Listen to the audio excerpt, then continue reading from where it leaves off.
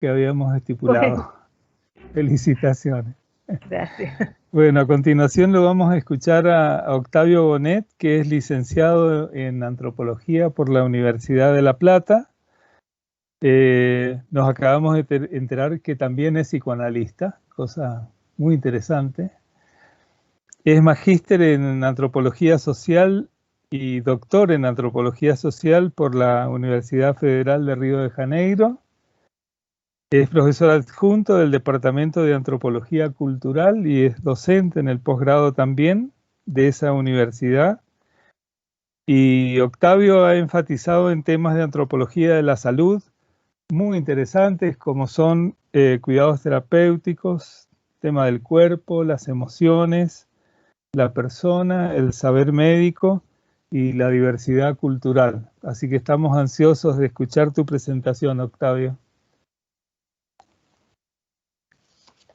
Bueno, gracias Pedro por la presentación y gracias a María José por la invitación y decir que estoy muy contento de poder participar y colaborar con esta tarea que ustedes están enfrentando y de hacer parte de esta mesa con Adriana y Patricia, Pedro.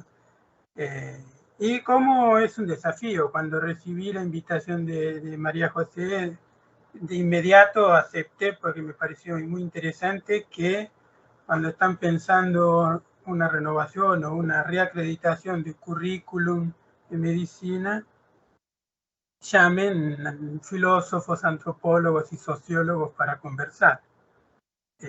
Entonces, me pareció muy interesante. Ahora tengo la sensación de que no sé si podría decir algo mejor de lo que Adriana dijo o de lo que sobre todo Vicky dijo. Yo creo que Vicky ya me dejó sin presentación. Ya. Ustedes se van a dar cuenta cómo tiene una relación. Yo no hice ninguna presentación visual, así que les pido un poquito de atención en eso. Y tengo la impresión de que lo que voy a decir, ustedes ya lo saben. Porque en un cierto sentido los contenidos ya están incluidos en el currículum. Como un amigo mío, médico de familia, me dijo después que participamos en un congreso juntos en una mesa, me dice, vos decís cosas que nosotros los médicos, me dice, nosotros los médicos ya sabemos, pero las decís de otra forma. Y yo creo que eso es lo que voy a hacer hoy también, ¿no? Entonces, ¿qué contenidos de las ciencias humanas, de las ciencias sociales, de la antropología, pienso que habría que introducir en la formación médica? Y me parece que la primera cosa es que poder generar una reflexión en los alumnos es que la formación médica, lo que deberíamos traer para la formación médica es un proceso de desnaturalización de la medicina. ¿Qué es lo que quiero decir con eso? Recuperar la idea de cómo que la medicina actual llegó a ser como es. Un poco que maravillosamente Adriana ya presentó. Me parece que ese proceso es fundamental que los alumnos de medicina puedan tener acceso y sobre todo para tener acceso a cuáles son las consecuencias de ese proceso. Porque eso obviamente tiene que llevar también junto la idea de que en otros contextos se siguieron otros caminos. En ese sentido sería una desnaturalización. La medicina actual es producto de un proceso histórico, social, cultural, y que no solamente es una cuestión de naturaleza. Entonces, en ese sentido sería la segunda parte de esa idea de desnaturalización, distanciarnos un poco de esa idea de naturaleza. Y esa idea de una desnaturalización no solamente es un proceso de la medicina, es un proceso de todos los campos de saber, porque es un proceso, una consecuencia de la modernidad. Y esa consecuencia de la modernidad nos llevó al segundo punto, que es lo que yo voy a traer hoy a la discusión, es que todo ese movimiento, que todos los campos del saber en la modernidad sufrieron, digamos así, nos llevó a la pérdida de las relaciones. Perdimos la idea de que todos nosotros estamos envueltos en una malla o en una trama de cuerpos, de significados, de enfermedades, de sufrimientos y de deseos. Eso se perdió. Perdimos la idea de que estamos todos juntos, humanos, no humanos, naturaleza, estamos todos juntos en esa trama de la vida. Y tal vez, por esa razón, siglos después, nos encontramos en esta reunión, o que nos llaman y nos dicen, ¿qué es lo que nuestros alumnos precisan saber de lo que ustedes hacen? Lo que estamos discutiendo es la consecuencia de ese proceso histórico. Entonces, el segundo punto es exactamente ese. Perdimos las relaciones que ataban el hombre con el mundo.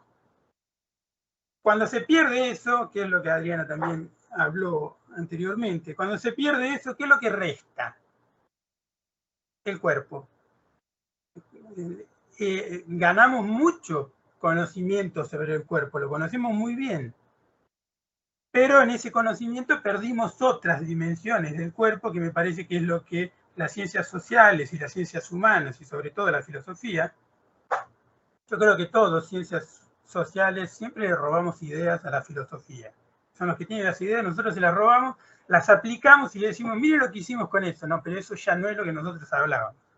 Entonces yo creo que eso es fundamental que en un currículum de medicina aparezca.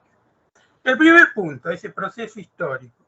No voy a hablar mucho, Adriana ya se refirió, es el surgimiento de ese paradigma anátomo-patológico fundamental. Foucault, Rosen, muchos autores ya se refirieron a eso, entonces no quiero usar mucho tiempo en eso. Como a partir del siglo XVIII se produce una ruptura en la medicina occidental, que va a surgir esa medicina a partir de ese paradigma anátomo-patológico. Se establece esa episteme que se mantiene hasta hoy en medicina. Es solo dar una mirada al currículum que María José nos mandó y vamos a ver cómo la anatomía patológica está ahí, desde el primer año hasta el último. No quiere decir que no tenga que estar, no estoy defendiendo eso. Y junto con ese paradigma que va a surgir a partir del siglo XVIII, surge la experiencia clínica, se convierte en anatomoclínica y surgen los hospitales como dispositivos de enseñanza y de tratamiento. El nacimiento de la clínica, el nacimiento de la medicina social, todo. Foucault desarrolló eso maravillosamente. Pero tiene una consecuencia ese también.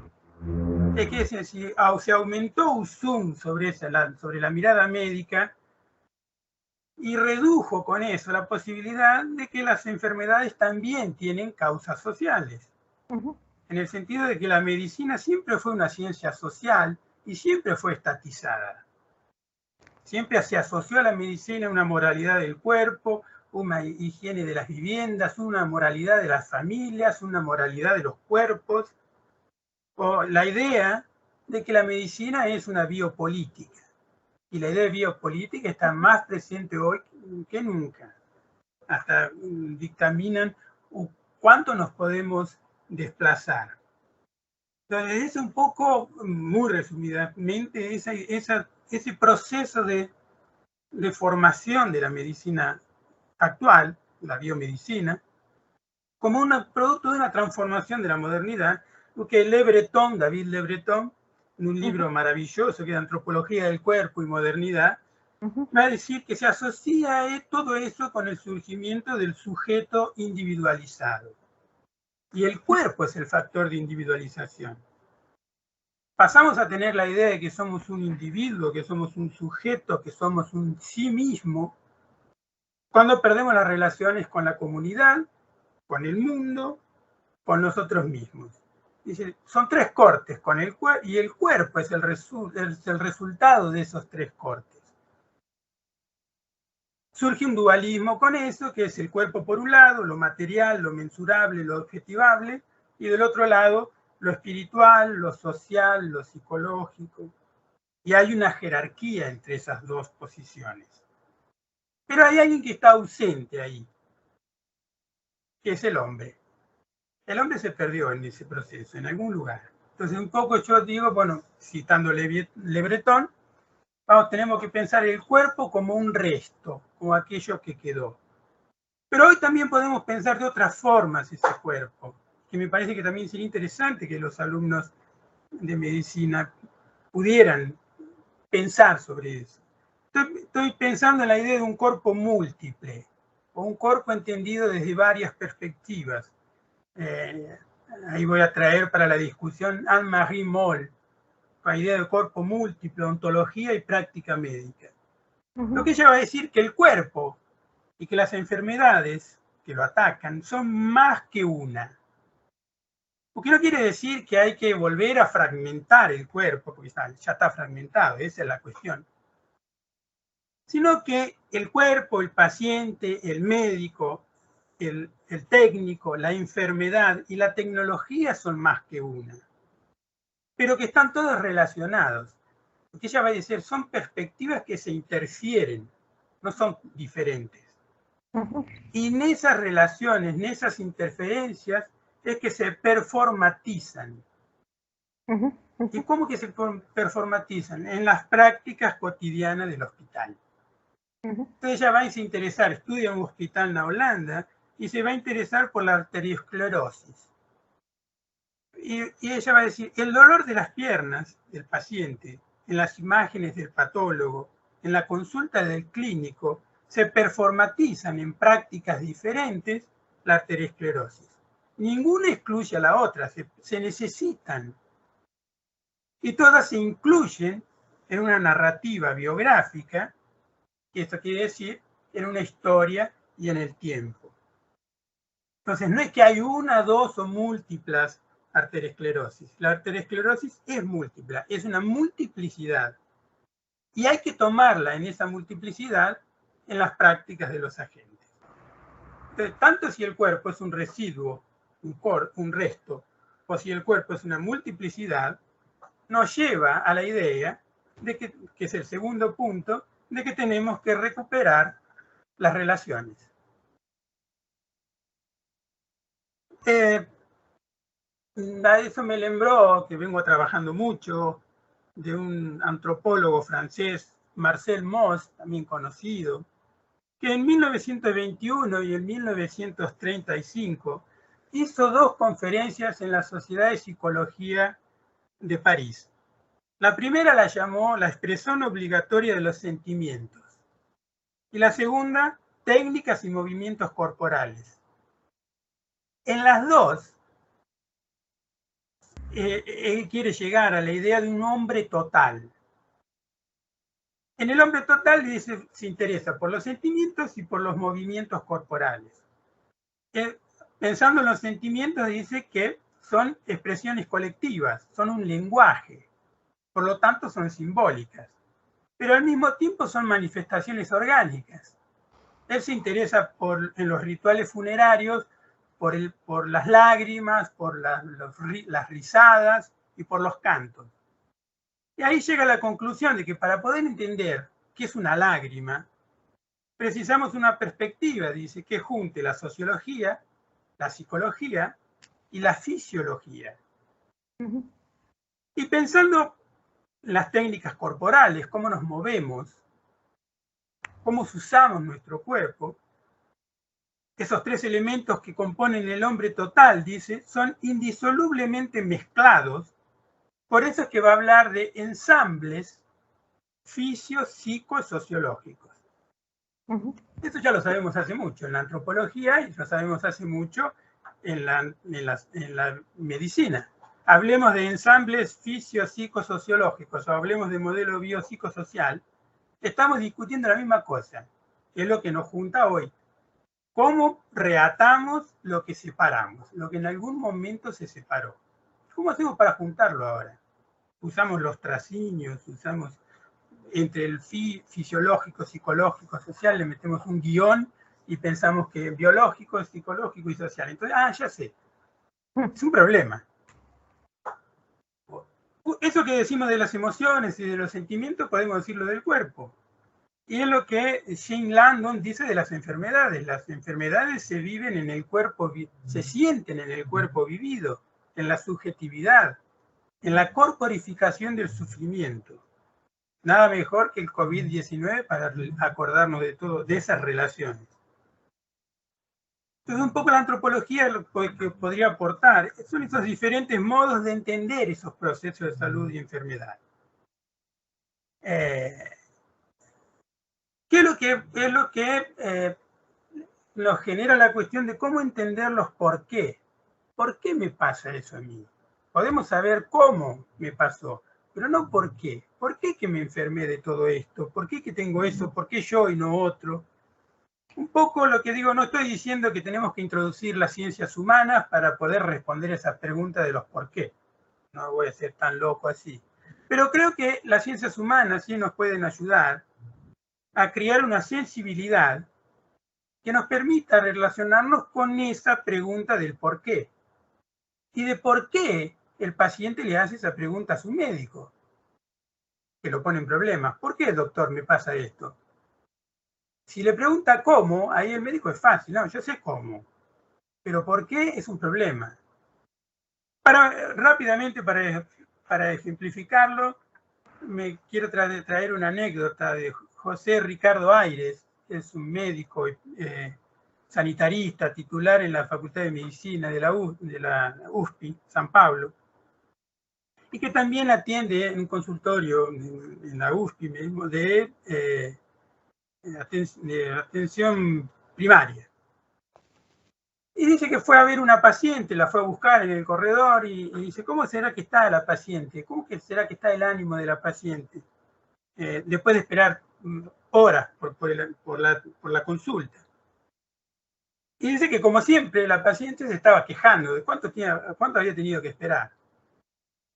Lo que lo sorprendió, y por eso él escribe todo un texto sobre eso, es que dice, mi sensación fue diferente ese día.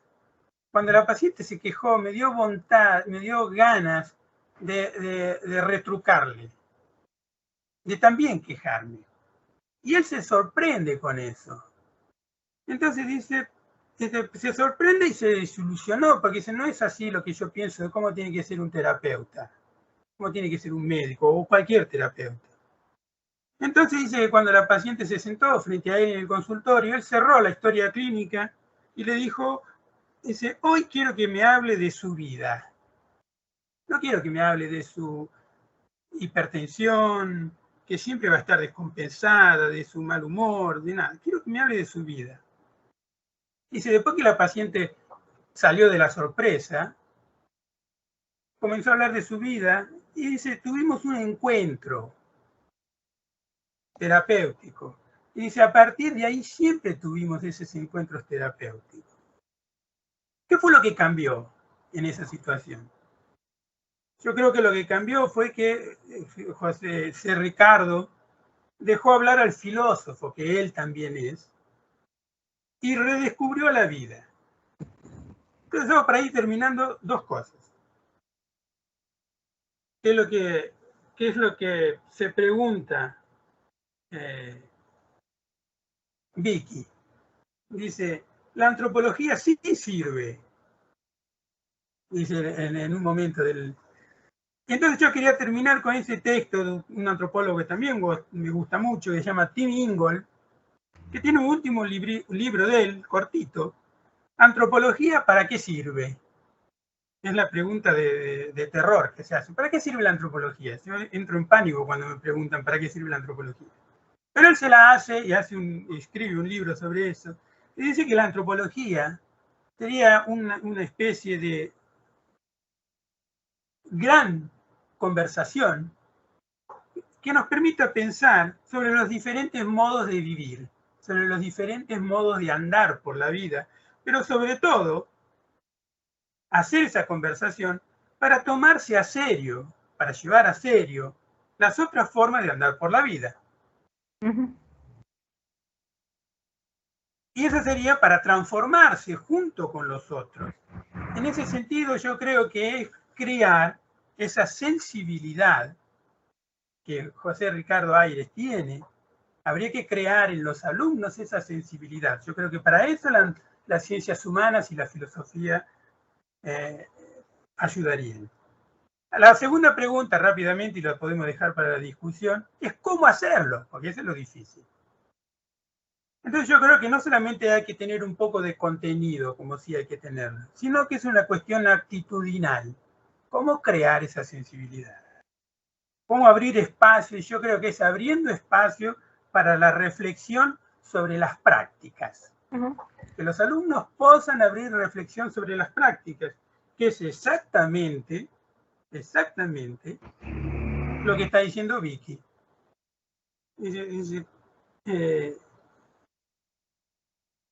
Ahora me doy cuenta, ahora que estoy viendo pacientes, fui a releer el trabajo práctico, dijo. Fue el paciente que me hizo releer el trabajo práctico. Yo creo que es extraordinaria, Vicky, porque generó lo que nosotros decimos que hay que hacer. Ella, pero ¿cuándo lo dijo? ¿Cuándo lo pensó? Cuando se encontró con el paciente. Entonces ahí voy a terminar y a partir de ahí creo que podemos volver en la discusión. ¿Cómo hacer? Muchas gracias a todos por la atención. Muchas gracias, Octavio. Muy claro y enriquecedor tu aporte. Patricia, ahora es tu turno.